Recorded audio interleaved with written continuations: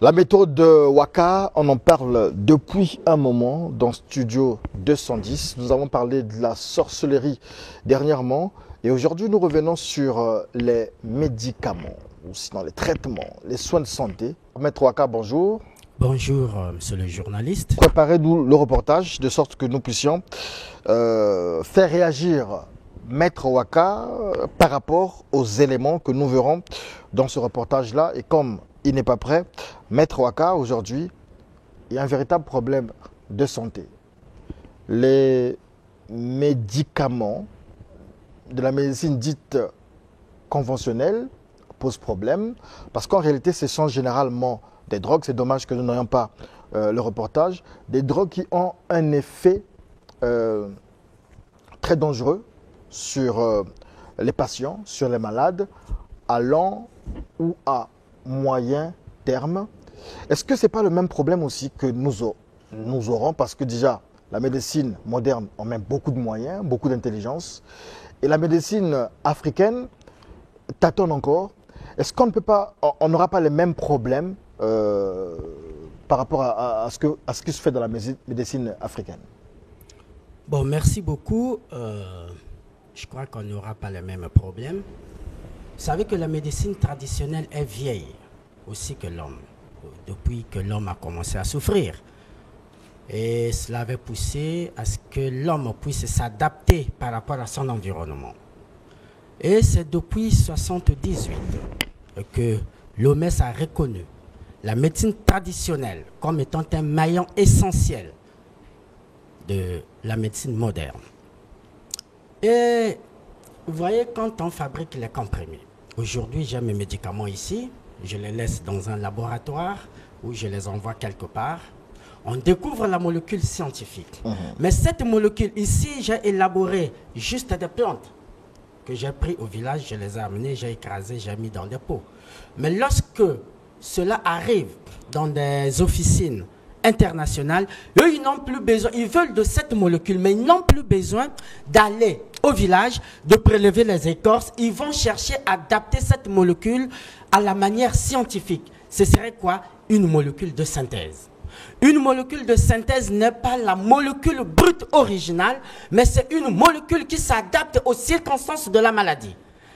Et dans cette molécule de synthèse, ils prélèvent, ils savent qu'on peut prendre peut-être la soude, mélanger à de la chaux, mélanger à tel élément. Ça va nous donner les effets de la même molécule traditionnelle. Or, la molécule traditionnelle brute telle que nous l'avons ne crée pas des effets toxiques dans le corps parce que la molécule traditionnelle ne sait que stimuler les cellules même de l'organisme. Vous voyez? Donc, c'est très déshonorant, c'est très désolant parce que même aujourd'hui, il y a un cri d'alarme que l'OMS est en train de lancer. C'est quoi? C'est que ces molécules dites génériques ou modernes créent encore des maladies, laissent des dépôts dans l'organisme. Lorsque nous prenons, par exemple, des comprimés, on nous dit qu'il faut bien manger, parce que lorsqu'on ne mange pas, on suit des reportages et tout ça, ces médicaments peuvent attaquer le foie, par exemple, il y a des conséquences dangereuses. Et par contre, lorsque nous prenons des médicaments au niveau de la médecine africaine, je n'aime pas dire traditionnelle, la médecine africaine, on ne nous met pas en garde et on se demande, est-ce que tout est parfait là-bas? Non, la médecine traditionnelle est parfaite, mon frère. Et déjà, aujourd'hui, une plante, pour être reconnue et faire valoir ses droits au niveau de l'OMS, elle doit être utilisée au moins à 3 générations. Or, aujourd'hui, ce que nous vous représentons, ce que nous administrons aux gens, c'est ce que nous soignons nos malades. Et en soignant nos malades, nous les avions acquis. Ces médicaments, on les a acquis de génération en génération. Et ces médicaments ont subi ce que nous appelons l'expérience et l'expertise du tradipraticien lui-même. Parce que manger, c'est quoi? Manger, c'est parce que c'est la molécule brute. Oui, il faut toujours manger, que ce soit du côté traditionnel avec sa molécule brute, que ce soit du côté moderne, il faut toujours manger. Ça, c'est juste pour faire peser la molécule. Mais en tout état de cause, aujourd'hui, j'ai suivi un débat qui avait eu lieu ici, dans ces mêmes antennes, avec des professeurs et des scientifiques. Ce qui est marrant, c'est qu'on n'arrive pas à avoir cette synergie entre nous, les traditionalistes africains, et les scientifiques.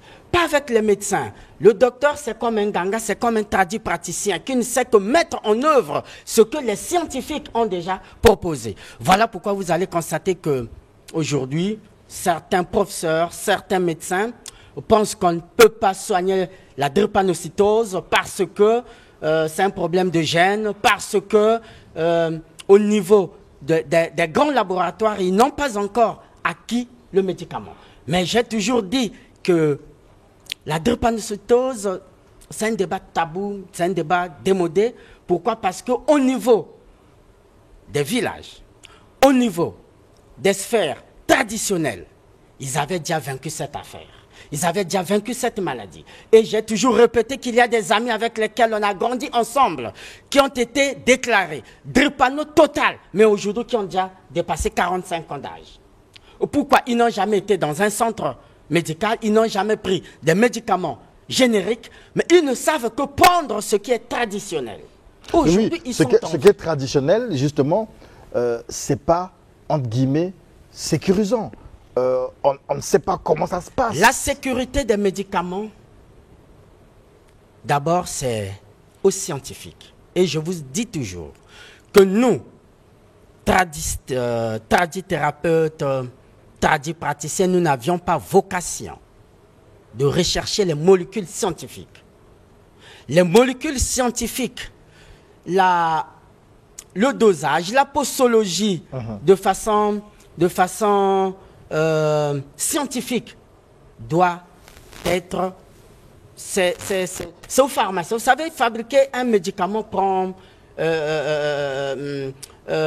passe d'étape en étape. Non, le pharmacien ne suit que les indications du fabricant. Parce que lorsque vous allez dans une pharmacie dite moderne, vous prenez un médicament, il y a une notice, la posologie, etc. Donc il y a des indications et contre-indications qui vous sont signifiées. Or, lorsque nous allons dans la médecine, notre médecine à nous africaine, c'est vrai, ça soigne, ça guérit, etc. Mais on ne sait pas toujours les tenants et les aboutissants. On prend comme ça, les dosages, on ne sait pas. Voilà. Non, aujourd'hui, si vous voyez par exemple... On voit des Camerounais vendre des histoires... Aujourd'hui, on a mis à votre disposition des choses des médicaments qui ont une posologie, une notice. Nous ne sommes plus à ce stade où nos grands-parents donner des médicaments, voilà, quand on a innové, on est parti du premier degré où on peut prendre une plante, on vous fait avaler, au deuxième degré des médicaments où on prépare, on met dans un litre, ce que nous appelons les tisanes, on est au troisième degré. Et au troisième degré, l'exigence voudrait à ce que le médicament ait une notice. Et on a mis aujourd'hui, dans ces médicaments, vous voyez, il y a 3 notices, une en français, en lingala et en kituba. Ah d'accord, c'est comme ça. Et en kituba. Donc on essaie, combien même, que avec les scientifiques, ce rapport est toujours encore mitigé, comme bien même on a signé des accords avec eux, voilà. Mais on veut à ce que ces médicaments subissent, on les a déposés partout dans des laboratoires de la place et on les a envoyés également à l'étranger. Mais on attend au fur et à mesure que nous allons passer de la 3e génération à la 4e génération, par exemple, s'il y a une molécule, on va diffuser des molécules, ce n'est pas le moment, c'est encore mon secret à moi. On a des molécules scientifiques qu'on est en train de travailler avec nos officines. Et lorsqu'on voudrait, par exemple, passer à la 4e génération, mettre ces médicaments en comprimé, il faut qu'il y ait l'expertise réellement des grands scientifiques et des pharmaciens. Pour le moment, nous ne sommes qu'à la phase traditionnelle, bien que cela soit déjà emballé, mais la phase traditionnelle aussi obéit à une notice. Quand déjà vous partez chez un ganga, il vous dit prenez demi-verre matin, midi, soir, ou demi-verre matin, soir. Mais demi-verre représente 2 comprimés matin, 2 comprimés soir, ou 1 comprimé matin, 1 comprimé soir. D'accord. Alors, c'est un véritable problème de santé. Je vous pose la question, ce sera certainement la dernière, Maître Waka. Ce qu'on connaît dans ce studio 210, il y a Auguste Palandamio avec Baveri, nous avons déjà visité. Nous avons Maître Waka avec Waka Pharma, que nous avons déjà visité aussi, et produits sont présentés. Mais il y a un autre aspect. Il y en a, puisque Maître Waka dit qu'il va faire d'autres installations, je pense que vers le sud de la ville, par exemple. Et donc, c'est pour dire que ailleurs, il n'y a pas de Waka Pharma, il n'y a pas de Baveri, par exemple. Et donc, les gens qui ont besoin des soins de santé en se basant sur nos plantes ou la médecine africaine vont au marché. Lorsque vous allez simplement au rond-point Mukondo, par exemple, au rond-point Mazala, vous verrez nos amis africains, les Camerounais généralement, ils ont des photos, des images et des plantes à même le sol avec des mégaphones qui appellent les gens à venir prendre des tisanes dans les bouteilles, etc. Vous allez au marché Total. Nous avons là nos compatriotes les Congolais qui ont des étals avec des plantes, des tisanes. Là-bas, je prends les deux cas, chez les Camerounais ou au marché Total, il n'y a pas d'indication de contre-indication, c'est-à-dire que vous prenez, c'est à vos risques et périls. Est-ce qu'aujourd'hui, vous pouvez rassurer les Congolais qu'ils peuvent se procurer des médicaments chez les Camerounais là-bas ou chez nos compatriotes au marché Total? Non, je ne peux pas les rassurer parce que ce sont déjà des médicaments exposés à des mauvaises conditions. À Total, oui, mais parfois certaines plantes, nous les achetons à Total. Les plantes qui sont brutes, oui, vous pouvez les acheter à Total.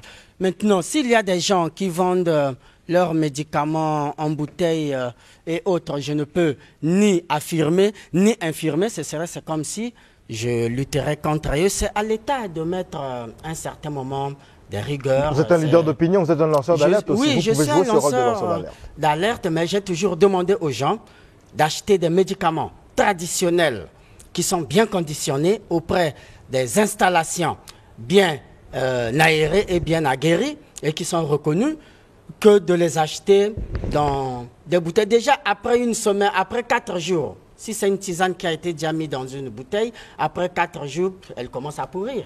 Vous voyez, mais c'est des gens qui vendent parfois des tisanes au-delà de 2 semaines. Parfois, c'est déjà pourri.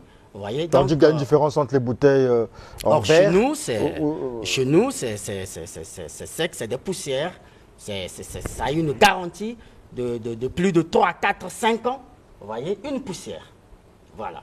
Donc, aujourd'hui, ce que je voudrais également, nous avons la partie physique et la partie métaphysique. J'ai emmené des encens ici afin que les femmes, comme hommes, qui ont besoin des soins spirituels, des soins de l'âme, et au lieu d'acheter des encens parfois qui ne leur apportent pas trop de résultats, ils peuvent en acheter. Et chez nous, des gens qui vendent en gros, ils peuvent arriver, on leur vend des encens en gros, et on a des huiles, au-delà des médicaments, on a des parfums et qui jouent plusieurs rôles là-bas.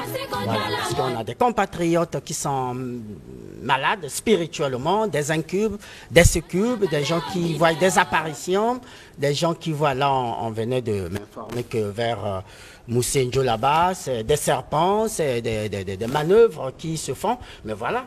Il y a des encens qui ont été préparés uniquement pour la cause. Pour chasser les serpents. Voilà, et si vous les utilisez, des serpents mystiques bien sûr.